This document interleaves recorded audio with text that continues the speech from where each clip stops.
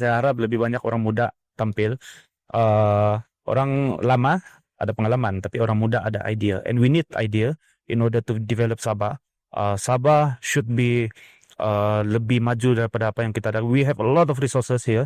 Kita ada a lot of talents, tapi talents ni belum keluar. And I think apa yang boleh memajukan negeri kita ni adalah dengan idea. Okay, so idea tidak semestinya baru. We can emulate, kita mungkin boleh, walaupun kita cuma negeri, kita boleh anggap Sabah ni sebagai satu negara, tengok dengan negara-negara maju, Japan, whatever. Kita tengok apa yang dorang buat, yang mungkin kita boleh copy, bawa masuk sini. Okay, so I hope lebih banyak inilah ahli-ahli politik yang muda dengan fresh idea, fresh approach to our all problems. Kita ada at least lah ni 3 benda settle lah. Jalan, elektrik, and air. Saksikan episod penuh di saluran YouTube Come On Lah Podcast yang dikuasakan oleh Anu Coffee.